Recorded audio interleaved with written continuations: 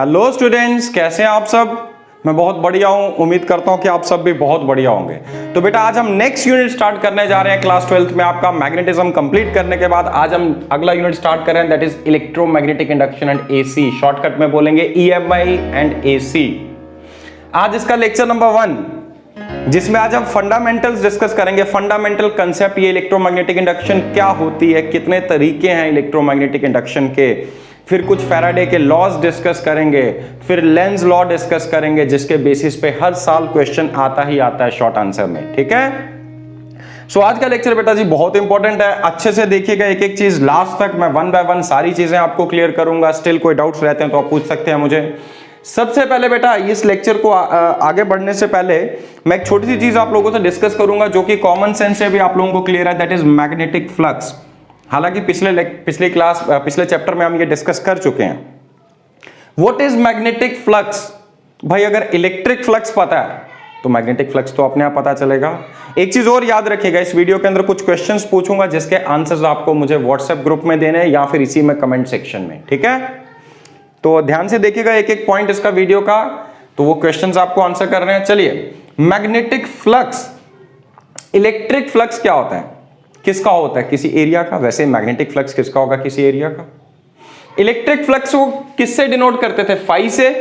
Magnetic flux को भी phi से ही डिनोट करेंगे। हाँ, सबस्क्रिप्ट लगा दिया बी, ताकि सिर्फ ये इंडिकेट कर पाएंगे ये मैग्नेटिक फ्लक्स है, नॉट इलेक्ट्रिक फ्लक्स।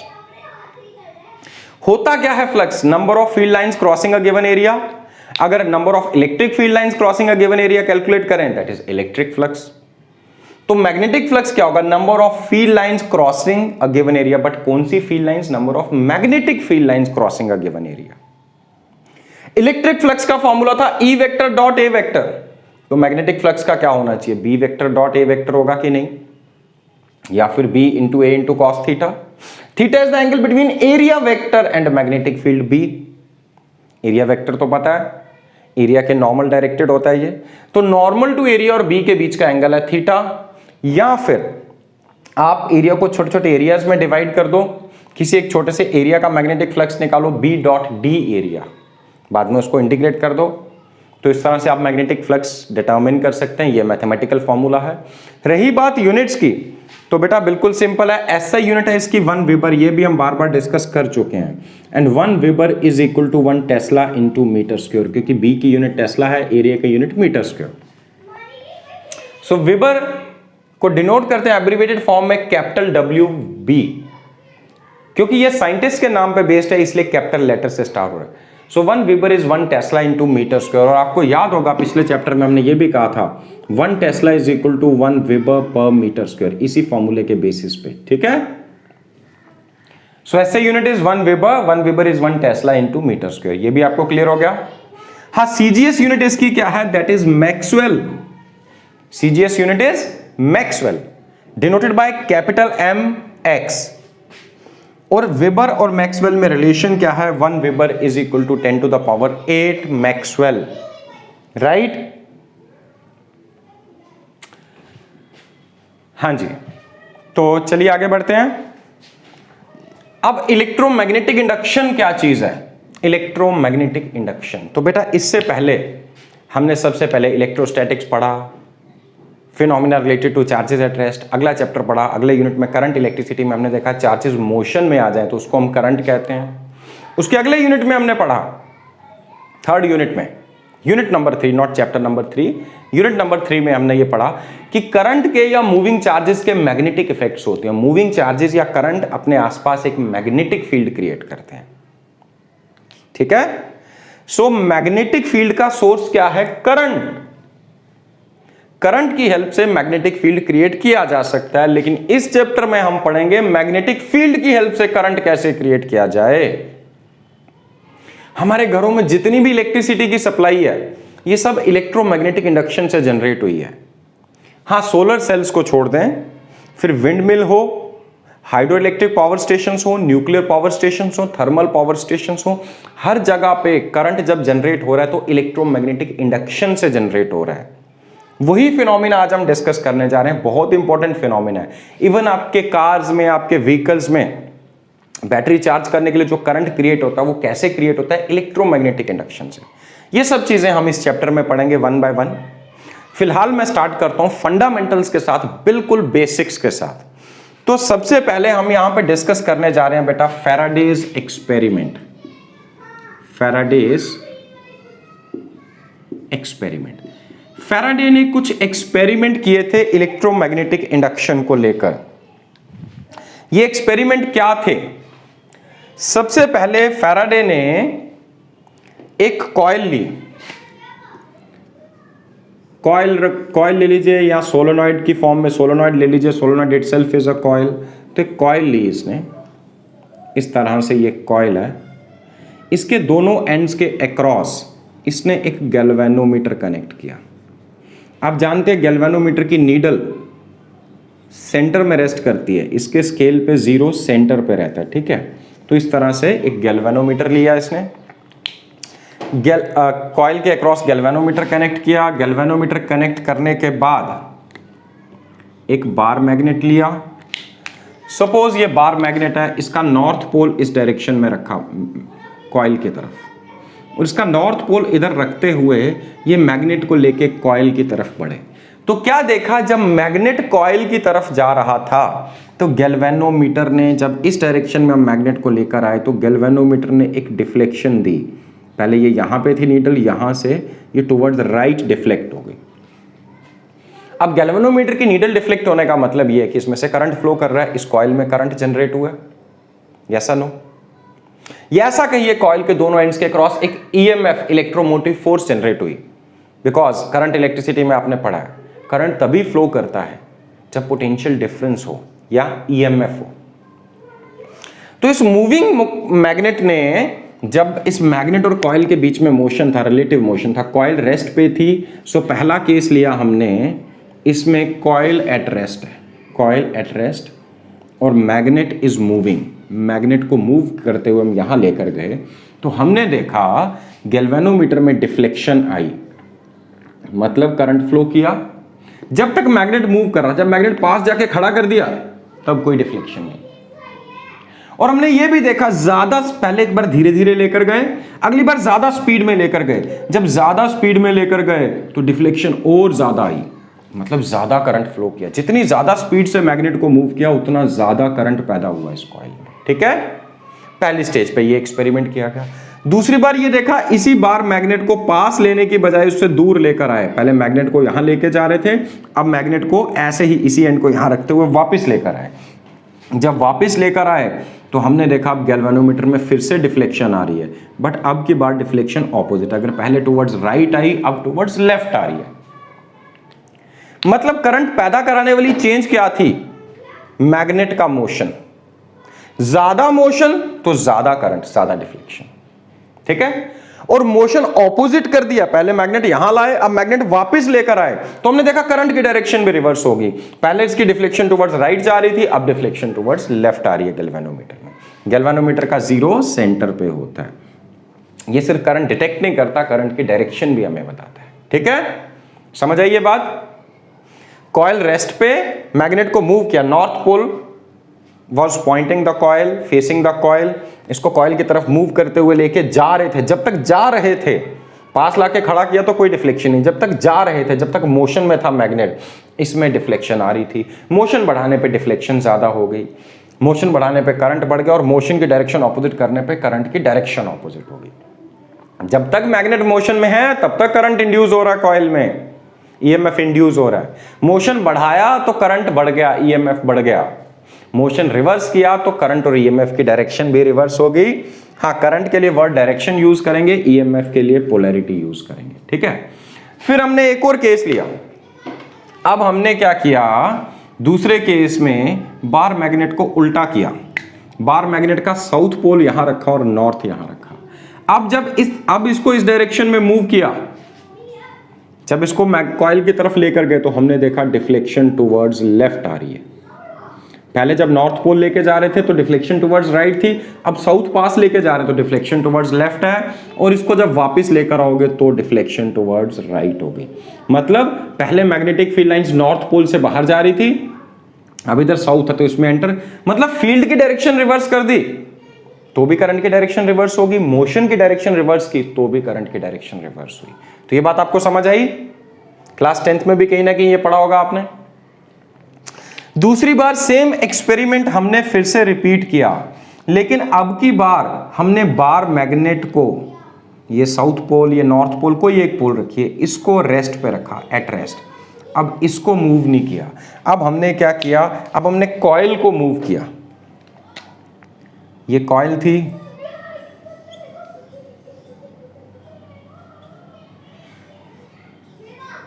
तो सेम इफेक्ट अब भी हमें देखने को मिले।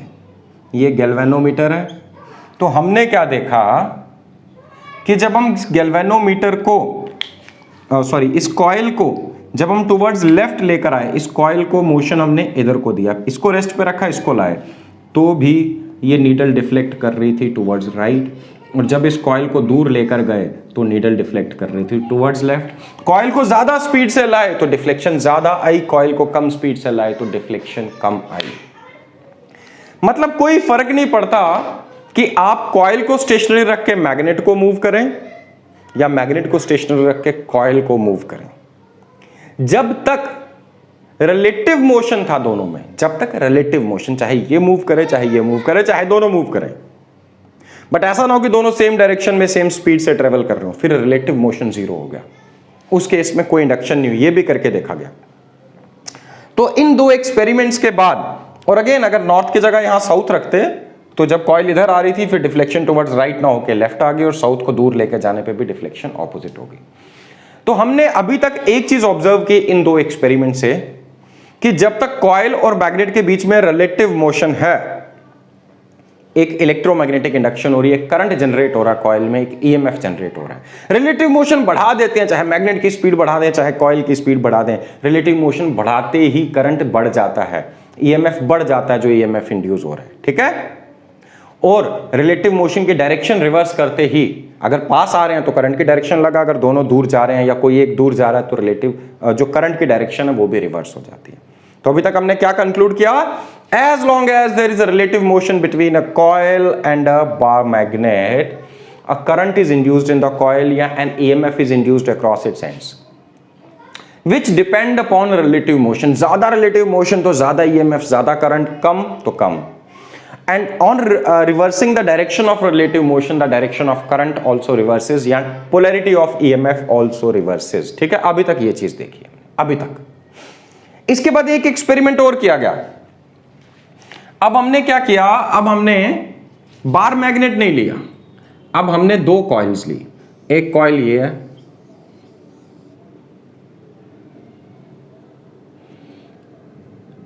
इस कॉइल के क्रॉस हमने कनेक्ट कर दिया गैल्वेनोमीटर,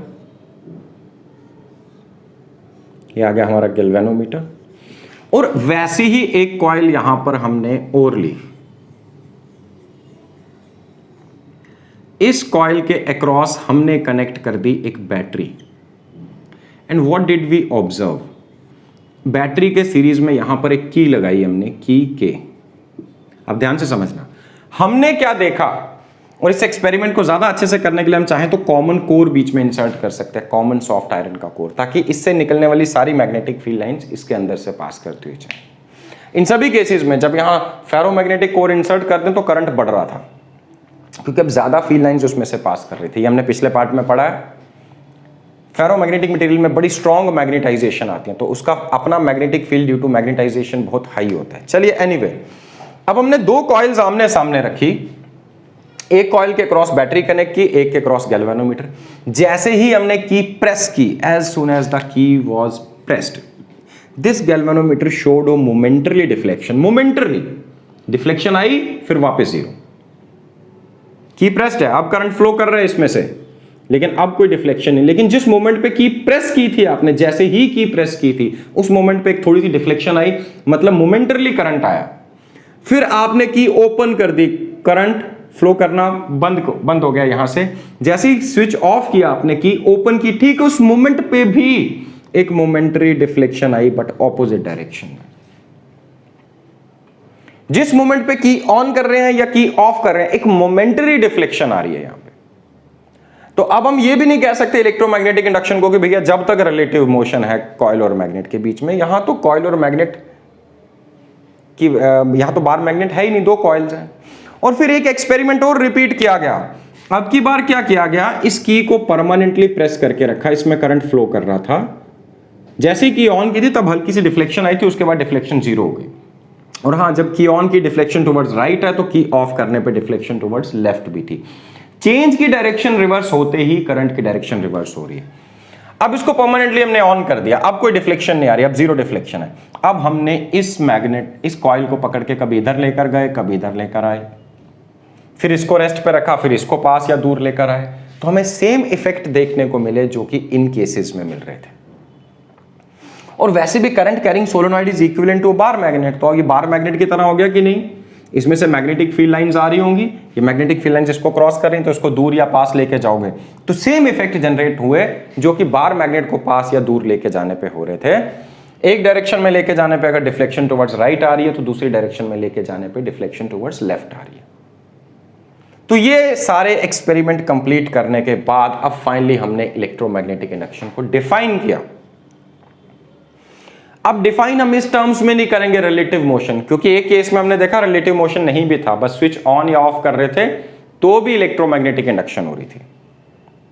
पहले रिलेटिव मोशन कॉइल और मैग्नेट के बीच में, दो कॉइल्स के बीच में, एक करंट कैरिंग और एक में गैल्वेनोमीटर, तब भी रिलेटिव मोशन की वजह से करंट जनरेट हुआ। अब लास्ट में क्या देखा कि मान लो रिलेटिव मोशन नहीं है, दोनों कॉइल्स फिक्स्ड है, स्विच ऑन ऑफ करने पे भी डिफ्लेक्शन आ रही है, तो हम रिलेटिव मोशन की टर्म्स में इलेक्ट्रोमैग्नेटिक इंडक्शन को नहीं डिफाइन करेंगे। अब हम कैसे डिफाइन करेंगे, तो बेटा इलेक्ट्रोमैग्नेटिक इंडक्शन को डिफाइन करने के लिए यहां पे फैराडे के दो लॉज हैं, Faraday's laws of electromagnetic induction.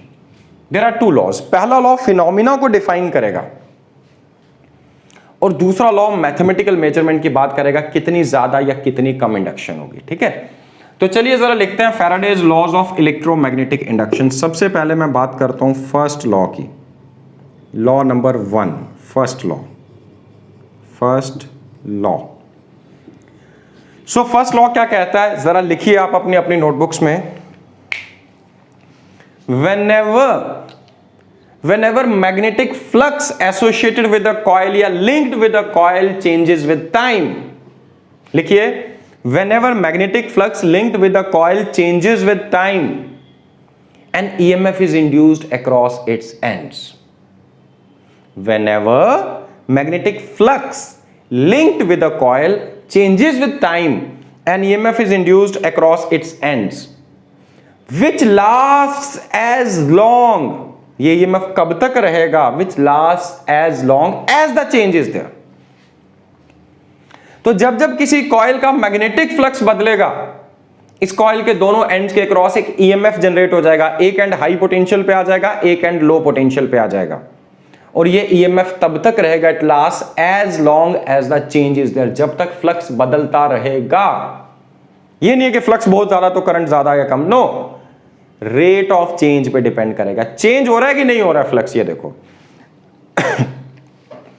सबसे पहले हमने इस कॉइल को इसके पास लेकर, इस बार मैग्नेट को जब पास लेकर जा रहे थे तो देखिए जरा, अब रिलेटिव मोशन की कहानी छोड़ते हैं, देखते हैं जरा फ्लक्स बदल रहा है कि नहीं। पहले ये बार मैग्नेट हमारा यहां पर था, ये मान लीजिए नॉर्थ पोल है, ये साउथ पोल है, तो नॉर्थ पोल से कुछ फील्ड लाइंस निकल रही होंगी, नो डाउट्स ये फील्ड लाइंस घूम के वापस क्लोज लूप बना रही हैं, बट मैं पूरा पाथ नहीं ड्रॉ कर रहा हूं, बस इतना सा पाथ ड्रॉ कर रहा हूं। ठीक है, इस तरह से इसकी फील्ड लाइंस चल रही हैं, राइट, बहुत कम फील्ड लाइंस इसको क्रॉस कर रही हैं। लेकिन जैसे ये मैग्नेट पास आ गया, जैसे ये मैग्नेट इसके पास आ गया यहां पे नॉर्थ पोल, आप दूर से पास लेकर आ रहे थे ना, ये साउथ पोल है, तो अब देखो ये कॉइल यहां पे आ चुकी होगी, तो यहां फील्ड लाइंस कितनी कंसंट्रेटेड है, ऐसे पहले एक या दो लाइन क्रॉस कर रही, जैसे मैग्नेट पास आ गया कितनी ज्यादा लाइंस क्रॉस कर रही हैं, नंबर ऑफ लाइंस क्रॉसिंग बढ़ गया, तो इसका मतलब फ्लक्स बढ़ा कि नहीं। सो कॉइल का फ्लक्स बढ़ा तो हमने देखा ईएमएफ इंड्यूस हुआ। अगली बार मैग्नेट को दूर लेकर गए, हमने देखा फ्लक्स कम हुआ तो भी ईएमएफ जनरेट हुआ, और मैग्नेट को पास लाके खड़ा कर दिया, स्टैटिक रख दिया, कितना भी स्ट्रॉन्ग मैग्नेट रख दिया, कोई इंडक्शन नहीं हुई। बड़ा स्ट्रॉन्ग मैग्नेट पास लाके रखूंगा तो फ्लक्स हाई हो गया, बट चेंज थोड़ी हो रहा है। सो इंपॉर्टेंट है चेंजिंग फ्लक्स, वेरी इंपॉर्टेंट बेटा, बिल्कुल बेसिक समझा रहा हूं। फ्लक्स चेंज होना चाहिए, number of field lines crossing a given coil change होना है, चाहे वो बढ़े चाहे वो कम हो, तो ईएमएफ इंड्यूस होगा। हां, बढ़ने पे जिस पोलैरिटी का ईएमएफ इंड्यूस हो रहा है, जब फ्लक्स कम होगा तो उसके ऑपोजिट पोलैरिटी का ईएमएफ इंड्यूस होगा। चेंज की नेचर बदलोगे, चेंज है फ्लक्स में इंक्रीज तो एक ईएमएफ इंड्यूस हुआ, अगली चेंज है फ्लक्स में डिक्रीज, तो जब चेंज की नेचर बदली तो ईएमएफ की पोलैरिटी बदल जाएगी, पॉजिटिव एंड की जगह नेगेटिव और नेगेटिव की जगह पॉजिटिव, या ऐसा कहीं इंड्यूस्ड करंट की डायरेक्शन बदल जाएगी। पहले वो क्लॉकवाइज था तो अब एंटी क्लॉकवाइज, पहले एंटी क्लॉकवाइज था तो अब क्लॉकवाइज हो जाएगा। समझ आई ये बात? अब इसको सभी केसेस में अप्लाई करके देखो। मैग्नेट को रेस्ट में रखे इसको पास लाओगे या दूर लेके जाओगे तो भी फ्लक्स बदलेगा। अब यहां पे ये भी तो बार मैग्नेट की तरह है, तो इसका भी तो मैग्नेटिक फील्ड बार मैग्नेट की तरह है करंट कैरिंग कॉइल का। मान लीजिए इसकी मैग्नेटिक फील्ड लाइंस इस तरह से चल रही हैं, ये ऐसे, ये ऐसे। तो जब आप इसको पास लेके आओगे ज्यादा फील्ड लाइंस क्रॉस करेंगे, जब दूर लेके जाओगे नंबर ऑफ फील्ड लाइंस इसमें से क्रॉस करने वाले का नंबर कम होगा, मतलब इसका फ्लक्स इंक्रीज या डिक्रीज हो रहा है। तो जब जब कॉइल का फ्लक्स इंक्रीज या डिक्रीज होगा तब तब इलेक्ट्रोमैग्नेटिक इंडक्शन होगी, तब तब एक ईएमएफ इंड्यूस होगा इसके दोनों एंड्स के क्रॉस, ठीक है, which lasts as long as the change is there। और एक केस हमने ये भी रखा था कि इनमें रिलेटिव मोशन नहीं था, कॉइल फिक्स थी। तो देखो बेटा, पहले इसमें करंट जीरो है, जैसे ही की ऑन की अब इसमें कुछ करंट फ्लो करेगा। करंट कितना होता है? V by R. अगर ये V है, इसकी रेजिस्टेंस होगी कुछ ना कुछ, सपोज एग्जांपल लेता हूं, V बाय आर की वैल्यू आ रही है 5 एम्पेयर, इसकी रेजिस्टेंस कुछ ऐसी और इसकी यहाँ पोटेंशियल डिफरेंस कुछ ऐसा है कि इस कॉइल में 5 एम्पेयर का करंट फ्लो करना चाहिए, लेकिन करंट 0 से 5 एम्पेयर तक ग्रो करने में टाइम लेगा, चाहे वो थोड़ा सा time fraction of a second क्यों ना हो, बट टाइम तो लेगा ना करंट ग्रो करने में। तो जब तक करंट ग्रो कर रहा है, जब करंट नहीं था तो मैग्नेटिक फील्ड जीरो था, जब करंट ग्रो कर रहा है तो मैग्नेटिक फील्ड लाइंस का नंबर भी ग्रो किया जा रहा है। जब तक करंट ग्रो कर रहा है तो number of field lines grow कर रही हैं, वही फील्ड लाइंस इससे कनेक्टेड है तो फ्लक्स ग्रो कर रहा है। फिर स्विच ऑफ किया तो करंट पीक से 5 एम्पेयर से 0, 5 ampere is just an arbitrary example. Current decrease हो रहा है तो number of field lines decrease होना चाहिए कि नहीं? तो अगर number of field lines decrease हो रहा है मतलब फ्लक्स डिक्रीज हो रहा है। तो जब जब फ्लक्स बढ़ेगा या जब जब फ्लक्स कम होगा तब तब इलेक्ट्रोमैग्नेटिक इंडक्शन होगी, तब तब एक ईएमएफ इंड्यूस हो जाएगा, राइट? तो ये चीज आपको समझ आ गई होगी। तो first law, Faraday's first law of electromagnetic induction clear हुआ, और इस फर्स्ट लॉ ने फिनोमिना एक्सप्लेन किया कि ये फिनोमिना है क्या। फर्स्ट लॉ ने फिनोमिना को एक्सप्लेन किया कि है क्या। Whenever magnetic flux linked with the coil changes with time, an EMF is induced across its ends, which lasts as long as the change is there. That's it. This is electromagnetic induction. Definition भी यही है और Faraday का first law भी यही है। अब मैं आता हूं बेटा सेकेंड लॉ पे। फैराडे का सेकेंड लॉ क्या कहता है? तो बेटा सेकेंड लॉ पे आते हैं। तो सेकेंड लॉ ने क्या कहा? सेकेंड लॉ ने कहा the EMF induced is directly proportional to rate of change of flux. ज्यादा होगा या कम होगा किस पे डिपेंड करेगा? रेट ऑफ चेंज पे। इसी मैग्नेट को बड़ी धीरे धीरे यहां पे लाया, फ्लक्स अब भी चेंज हुआ बट धीरे धीरे चेंज हुआ, रेट ऑफ चेंज कम हुआ, तो डिफ्लेक्शन कम आ रही थी। इसी को तेजी से लेकर आया तो हमने देखा डिफ्लेक्शन ज्यादा आ रही थी, क्योंकि फ्लक्स अब भी उतना ही चेंज हो रहा है लेकिन जल्दी चेंज हो रहा है, कम टाइम में चेंज हो रहा है, तेजी से रेट ऑफ चेंज बढ़ेगा तो ईएमएफ बढ़ेगा। तो ये लॉ कहता है, आप लिख सकते हैं, magnitude of the EMF induced is directly proportional to rate of change of flux. Magnitude of EMF induced is directly proportional to rate of change of flux. It is directly proportional to d phi upon dt। और यहां पर अगर मैं constant introduce करूं, उस constant की value 1 आती है, तो k into D phi upon D T. Numerical value 1 है बट आप चाहें तो k की वैल्यू को -1 लिख सकते हैं। फाइनली हमारे पास जो फॉर्मूला आ जाएगा वो आएगा E is equal to minus D phi upon D T. तो अब प्रोपोर्शनल की जगह आप ये भी कह दें कि EMF induced is numerically equal to rate of change of flux तो भी चलेगा। कॉइल का फ्लक्स बदलेगा तो इलेक्ट्रोमैग्नेटिक इंडक्शन होगी। इलेक्ट्रोमैग्नेटिक इंडक्शन में क्या इंड्यूस होगा? EMF इंड्यूस होगा, करंट इंड्यूस होगा।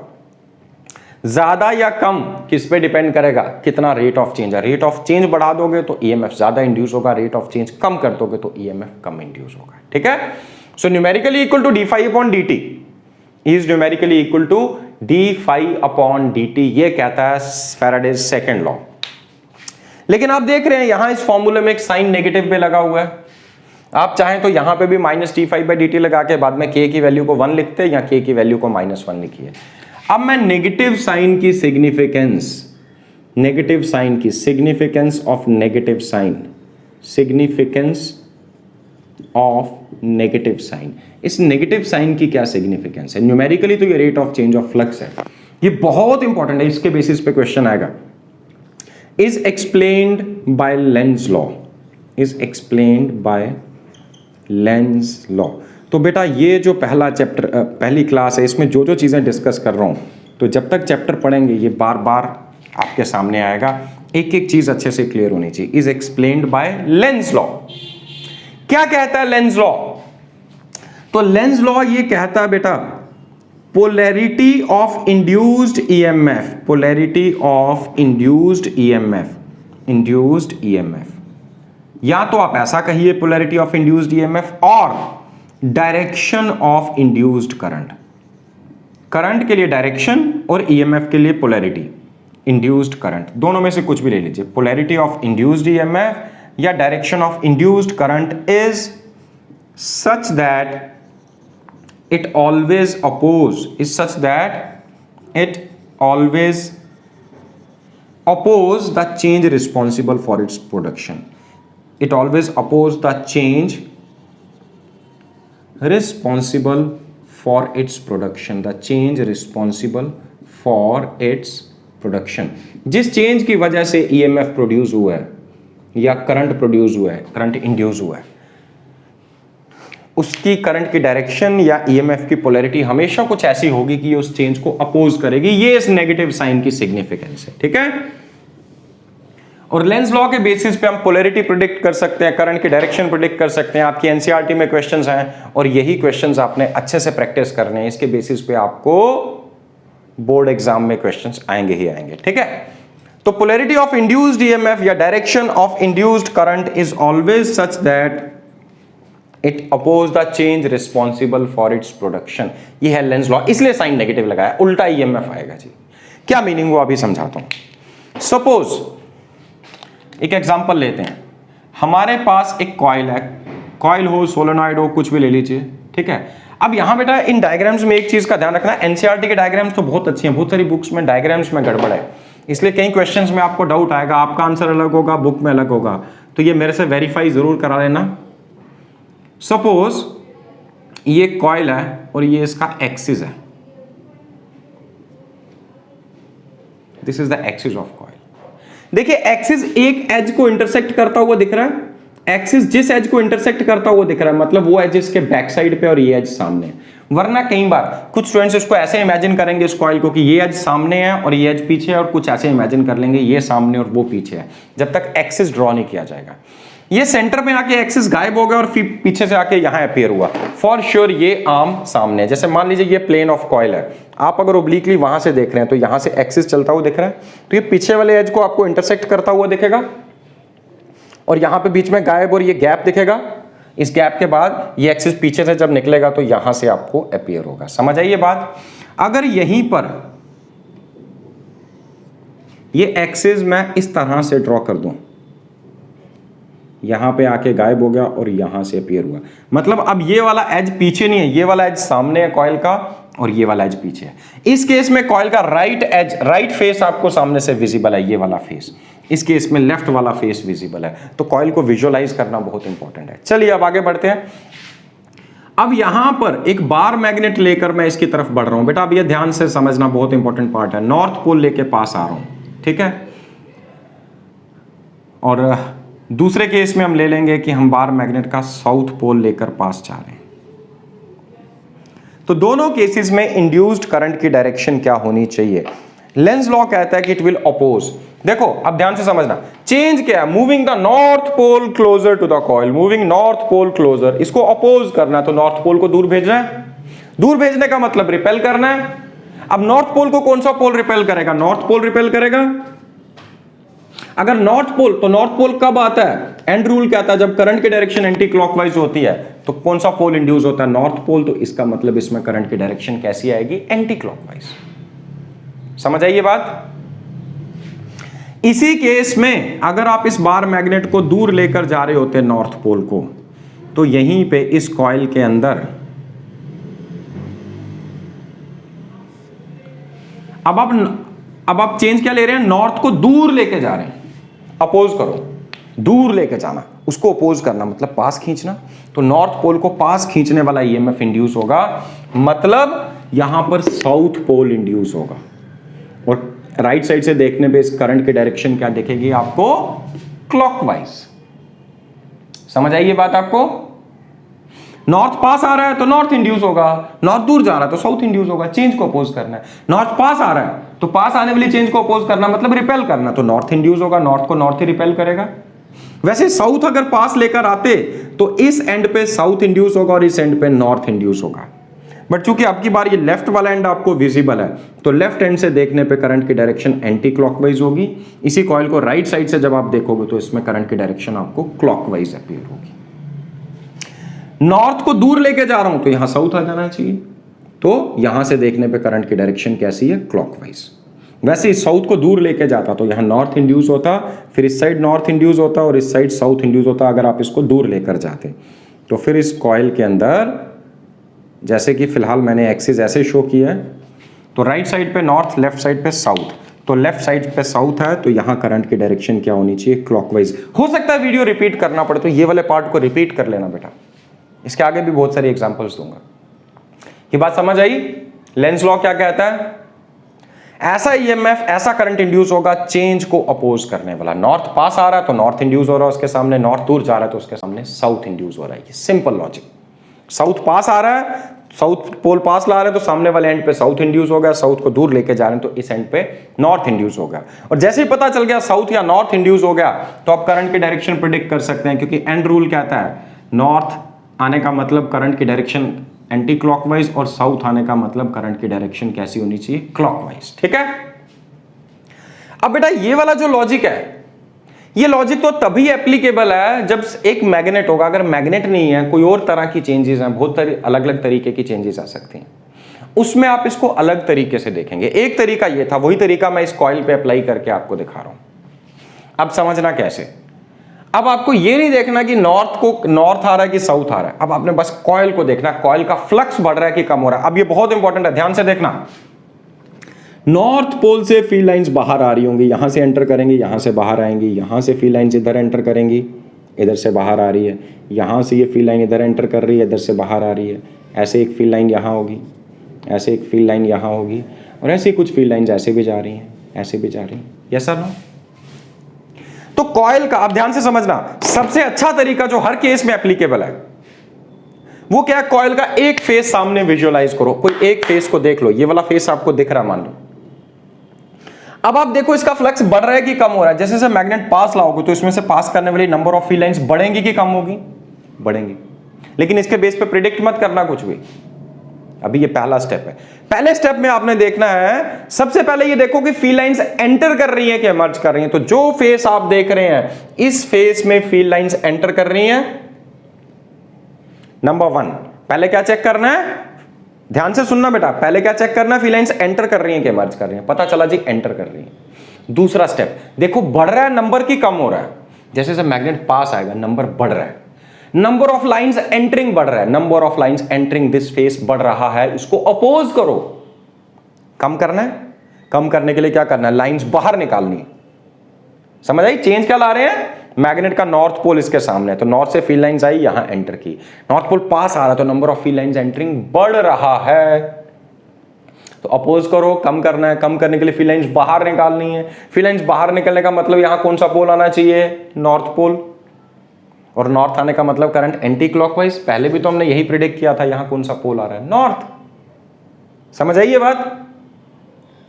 दूसरा केस, इसी मैग्नेट को इसी ओरिएंटेशन में दूर लेके जा रहे हैं आप, इसी मैग्नेट को इसी ओरिएंटेशन में आप दूर लेकर जा रहे हैं, तो क्या होगा, फील्ड लाइंस तो अब भी एंट्री कर रही हैं क्योंकि नॉर्थ है सामने, लेकिन जैसे मैग्नेट दूर जाएगा तो number of field lines entering बढ़ेगा कि कम होगा। पहला स्टेप ये देखा, नंबर ऑफ लाइंस एंटर कर रही हैं कि इमर्ज एंटर कर रही हैं। अब नंबर ऑफ लाइंस एंटरिंग बढ़ रही है कि कम हो रही है, चेंज ऐसी है कि नंबर ऑफ लाइंस एंटरिंग कम हो रही है, तो बढ़ानी है, मतलब और लाइंस एंटर करवानी है। मतलब यहां साउथ पोल आना चाहिए, साउथ पोल से लाइंस एंटर करती हैं तो यहां साउथ इंड्यूस हो गया, मतलब करंट की डायरेक्शन क्लॉकवाइज होगी। Got it?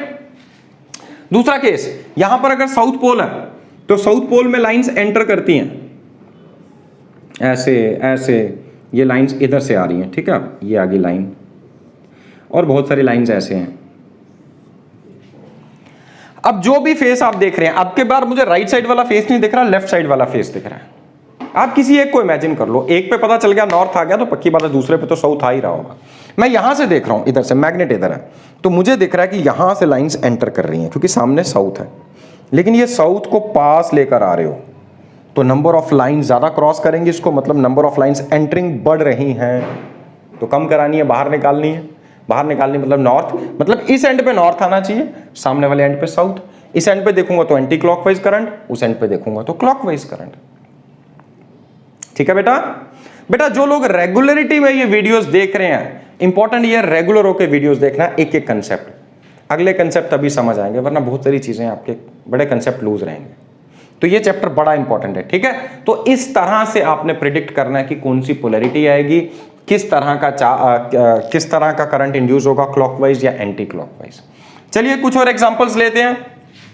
Suppose there is a uniform magnetic field directed normally inwards into the plane of this paper, plane of this board, मेरे लिए आपके लिए प्लेन ऑफ पेपर।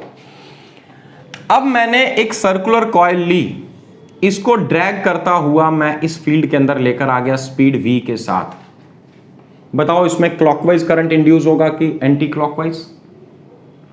सोचो जरा, देखो फिर से देखो, कॉइल में अभी तक कोई लाइन क्रॉस कर रही है नहीं। जैसे कॉइल अंदर आएगी पहले एक लाइन क्रॉस करेगी, 2 3 4, फिर बहुत ज्यादा नंबर ऑफ लाइंस इसमें से क्रॉस करेंगी।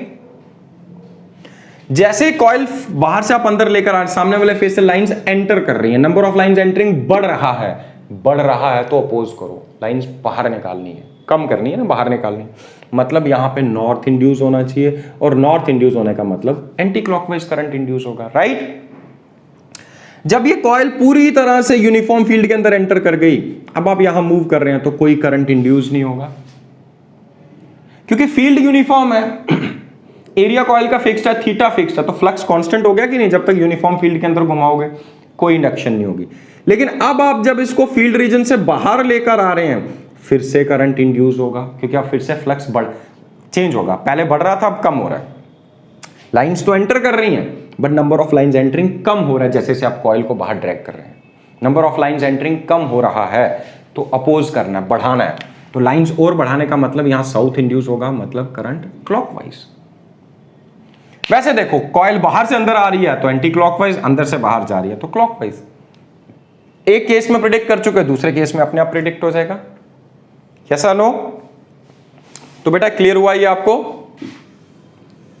So this is Lenz law. आपने कैसे कैसे अप्लाई करना है अलग अलग केसेस में अभी आपको अप्लाई करके मैं ये दिखाता हूं। अब एक चीज और बेटा, यही केस मैं दोबारा लेके चल रहा हूं। ये एक यूनिफॉर्म मैग्नेटिक फील्ड है which is directed normally inwards. अब यहां पर 2 कॉइल्स, एक कॉइल तो सर्कुलर कॉइल, इसको भी आप स्पीड v से ड्रैग करते हुए नीचे लेकर आ रहे हैं। इस केस में स्क्वायर या रेक्टेंगुलर कॉइल कुछ भी ले लीजिए, इसको भी आप ड्रैग करते हुए स्पीड v के साथ बीच में लेकर आ रहे हैं। फॉर श्योर जैसे हमने यहां प्रेडिक्ट किया, अगर इसमें करंट की डायरेक्शन एंटी क्लॉकवाइज है तो इसमें भी एंटी क्लॉकवाइज ही रही होगी। फील्ड लाइंस एंटर कर रही है, नंबर ऑफ लाइंस एंटरिंग बढ़ रही है, कम करानी है, कम करानी मतलब बाहर निकालनी है। बाहर तब निकलेंगे जब यहां पे नॉर्थ इंड्यूस होगा, ठीक है, ये तो हमें क्लियर है, वही चीज जो पहले डिस्कस कर चुका हूं। लेकिन अगर मैं इन दोनों केसेस में इंड्यूस्ड ईएमएफ का ग्राफ प्लॉट करूं तो सर्कुलर कॉइल के केस में इंड्यूस्ड ईएमएफ का जो ग्राफ है वर्सेस टाइम, ये इस तरह की पल्स बनेगी, और इस केस में अगर यही इंड्यूस्ड ईएमएफ का ग्राफ मैं प्लॉट करता तो ये इस तरह का ग्राफ आता। टाइम कितना? जब तक ये पूरी तरह अंदर नहीं आ गई, जब पूरी तरह अंदर आ गई उसके बाद ईएमएफ 0। लेकिन इस केस में पल्स की शेप, मतलब ईएमएफ बढ़ता जा रहा है, पीक पे आया और कम हो गया। इस केस में कांस्टेंट ईएमएफ इंड्यूस हुआ। क्यों? सोचिए जरा, क्योंकि ईएमएफ क्या? Rate of change of flux. इस केस में rate of change of flux variable है, पहले बढ़ रहा है फिर कम हो रहा है, इस केस में कांस्टेंट है। मान लीजिए एक छोटे से टाइम इंटरवल डेल्टा टी के अंदर इतना रीजन अंदर आ गया, एंटर, इतना सा एरिया एंटर किया, अगले उतने ही टाइम डेल्टा टी में थोड़ा ज्यादा एरिया एंटर कर रहा है, अगले उतने ही टाइम डेल्टा टी में rate of change of area बढ़ता जा रहा है, rate of change of area बढ़ रहा है तो rate of change of flux बढ़ रहा है, जब तक आप डायमीटर तक आओगे। फिर अगले इंटरवल डेल्टा टी में ये एरिया फिर से कम होना शुरू हो जाएगा। तो जब rate of change of flux बढ़ रहा है तो ईएमएफ बढ़ रहा है, फिर कम होना शुरू हो गया। यहां पर अगर पहले टाइम डेल्टा टी में एक छोटे से इंटरवल में इतना एरिया एंटर किया, अगले डेल्टा टी में भी उतना ही एरिया एंटर किया, अगले डेल्टा टी में भी उतना ही एरिया एंटर किया, अगले डेल्टा टी में, तो rate of change of area constant है, मतलब rate of change of flux constant हुआ कि नहीं? Got it? बाय पार्ट समझो, एक एक चीज को अलग से, एक एक चीज के ऊपर सोचो, स्पेंड सम टाइम। ये चलना चाहिए आपके दिमाग के अंदर 24 घंटे। अगर आज 24 घंटे ये आपके दिमाग में चल गया तो अगला पार्ट ही आपके लिए बहुत इजी होने वाला है। ठीक है, चलिए एक और एग्जांपल लेते हैं। Let's imagine a current carrying conductor I. इसके पास मैंने एक किसी भी शेप की कॉइल रखी। अगर मैं इस कॉइल को ड्रैग करता हुआ ऊपर लेके जा रहा हूं, बताइए इसमें किस डायरेक्शन में, क्लॉकवाइज या एंटी क्लॉकवाइज, कैसा करंट इंड्यूस होगा? बताइए जरा, सोचिए सोचिए क्विकली, वीडियो पॉज करके सोच सकते हैं। देखो अगेन एक ही चीज देखनी है। मैंने क्या बोला, पहले एक फेस को देखिए कॉइल के, देखिए फील्ड लाइंस एंटर कर रही हैं कि बाहर आ रही हैं, और फिर ये देखो कि नंबर बढ़ रहा है कि कम हो रहा है, उसके बाद प्रेडिक्ट करना। ये स्ट्रेट कंडक्टर है तो राइट हैंड थंब रूल लगाऊं अगर मैं, तो इसके केस में मैग्नेटिक फील्ड लाइंस इस तरह से चल रही हैं, बैक साइड से अंदर जा रही हैं और ऊपर वाली साइड से बाहर आ रही हैं। फील्ड लाइंस इस तरह से है ना, करंट उधर जा रहा है, तो इसके सामने वाले फेस से फील्ड लाइंस बाहर आ रही होंगी। डॉट से रिप्रेजेंट करता हूं। हाँ, जैसे पास होंगे तो इस कंडक्टर के पास फील्ड स्ट्रांग होगा, थोड़ी दूर जाओगे तो फील्ड लाइंस रेयर होती जाएंगी, थोड़ा और दूर जाओगे और रेयर होती जाएंगी। Yes sir no? तो कॉइल का जो फेस आप देख पा रहे हैं वहां से फील्ड लाइंस एंटर कर रही हैं कि बाहर आ रही हैं, पहले ये बताओ। एमर्ज हो रही हैं। जब आप इस कॉइल को ऊपर लेके जाओगे तो फील्ड कम होता जाएगा, तो number of lines emerging out कम हो रही हैं, कम हो रही हैं तो बढ़ानी है और लाइंस बाहर निकालनी है। लाइंस बाहर तब आएंगे जब यहां नॉर्थ इंड्यूस होगा, और नॉर्थ इंड्यूस होने का मतलब करंट की डायरेक्शन एंटी क्लॉकवाइज होनी चाहिए। वैसे इसको ऊपर से नीचे ड्रैग करके लाता तो क्लॉकवाइज करंट इंड्यूस हो जाता। चेंज की नेचर ऑपोजिट तो करंट की डायरेक्शन ऑपोजिट। वैसे ही ये कॉइल अगर मैंने नीचे रखी होती तो वहां से फील्ड लाइंस तो बाहर आ रही हैं, बट यहां पे एंटर कर रही हैं कि नहीं? यहां पे फील्ड लाइंस एंटर कर रही हैं। थोड़ी दूर जाओगे फील्ड कम होता जा रहा है, नंबर ऑफ लाइंस कम होता जा रहा है। तो लाइंस एंटर कर रही हैं, और नीचे लेके जाते हो अगर कॉइल को, इधर लेकर आते हो, नंबर ऑफ लाइंस एंटरिंग कम हो रही है, तो नंबर ऑफ लाइंस एंटरिंग बढ़ानी है। बढ़ाने का मतलब यहां साउथ आना चाहिए, और साउथ आने का मतलब करंट की डायरेक्शन क्लॉकवाइज होनी चाहिए कि नहीं? सोचिए जरा, समझ आ रही है बात? ओके, एक और केस लेते हैं। सपोज यहां पर मैंने कॉइल कुछ इस शेप में रखी, बाद में इसको चारों तरफ से स्ट्रेच किया, इस तरह से इस कॉइल को शेप दे दी मैंने सर्कुलर। क्या फ्लक्स चेंज हुआ होगा? बी तो यूनिफॉर्म है, बट एरिया बढ़ा दिया हमने, इसका मतलब फ्लक्स बढ़ गया। अब बताइए करंट क्लॉकवाइज इंड्यूस हुआ होगा कि एंटी क्लॉकवाइज? देखिए लाइंस एंटर कर रही हैं, नंबर ऑफ लाइंस एंटरिंग, जो चेंज आपने लाई इसमें number of lines crossing this face बढ़ा कि कम हुआ? बढ़ा, तो कम करना है। क्या बढ़ा? लाइंस एंटरिंग बढ़ा। कम करने के लिए क्या करना? लाइंस बाहर निकालनी है। लाइंस बाहर तब आएंगे जब यहां नॉर्थ इंड्यूस होगा, और नॉर्थ इंड्यूस होने का मतलब एंटी क्लॉकवाइज करंट होगा कि नहीं? और अगर चेंज उल्टी लाते, इस शेप से इसको इस शेप में ले जाते, तो लाइंस एंटर कर रही हैं but number of lines entering कम हो जाएंगी क्योंकि एरिया कम हो गया। ठीक है, नंबर ऑफ लाइंस एंटरिंग कम हो गया तो बढ़ानी है और ज्यादा लाइंस एंटर करवानी है, मतलब साउथ पोल। साउथ मतलब clockwise current. Are you getting the logics?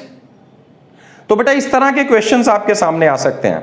अब मैं आपसे कुछ क्वेश्चंस पूछूंगा जिसका आंसर आप मुझे व्हाट्सएप ग्रुप में भेज सकते हैं, और चाहें तो यहीं पे कमेंट सेक्शन में। Problem number 1, there is a straight conductor in which current is increasing with time. Current is increasing.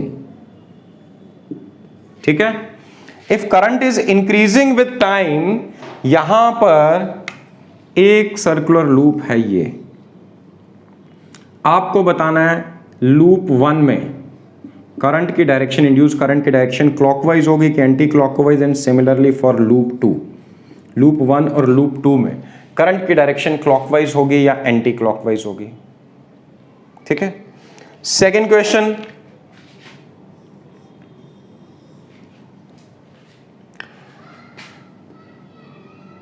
इस केस में कांस्टेंट करंट I फ्लो कर रहा है और ये लूप है, इस लूप को आप इसके पैरेलल ड्रैग करते हुए लेकर जा रहे हैं यूनिफॉर्म स्पीड से।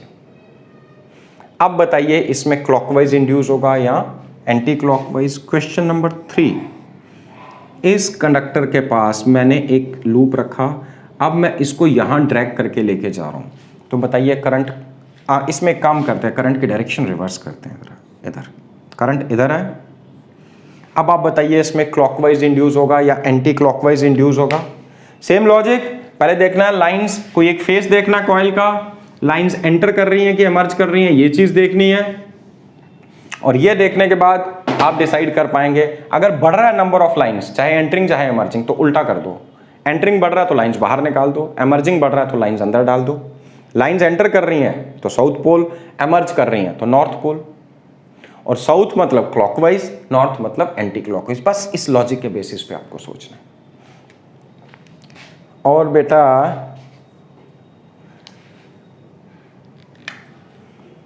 इसमें भी लूप स्टेशनरी था। क्वेश्चन नंबर 4, इसमें भी लूप को हम स्टेशनरी रखेंगे, स्टेशनरी है लूप। क्वेश्चन नंबर 4 में लूप इज स्टेशनरी। तो आपको इस केस में भी बताना है कि करंट क्लॉकवाइज इंड्यूस होगा या एंटी क्लॉकवाइज, राइट। चलिए एक केस और लेके चलते हैं।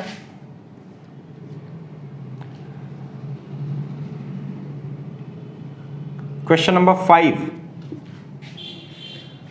सपोज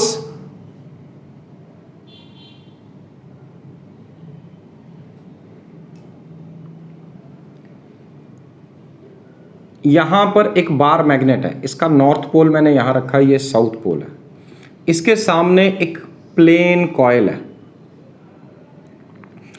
इस प्लेन कॉइल को इनिशियली इसका प्लेन इस डायरेक्शन में जैसा आपको दिख रहा है, बाद में आपने इसको इस डायरेक्शन में रोटेट किया, rotated bye 90 degree, rotated bye 90 degree.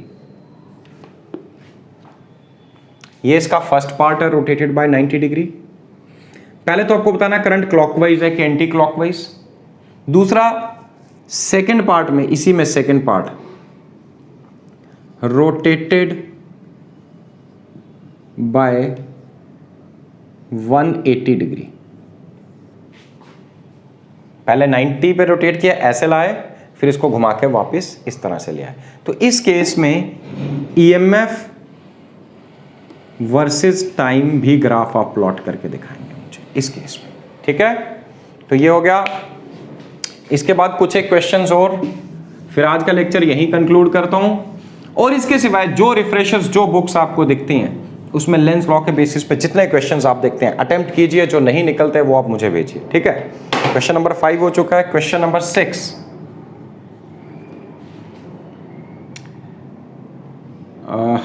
suppose here we have a bar magnet and this is the north pole of bar magnet. इस बार मैग्नेट को लेकर मैं इधर बढ़ रहा हूं टूवर्ड्स अ कॉइल। कॉइल कैसी है, इस तरह से देखो, ये एक्सिस इसको इंटरसेक्ट कर रहा है, मतलब ये वाला एज इसका बैक साइड पे और ये वाला एज फ्रंट साइड पे है, ठीक है। इसमें आपको करंट की डायरेक्शन प्रिडिक्ट करनी है। चलिए मैं इसको थोड़ा चेंज करता हूं। करंट की डायरेक्शन प्रिडिक्ट करने की बजाय यहां पर एक पैरेलल प्लेट कैपेसिटर मैंने कनेक्ट कर दिया।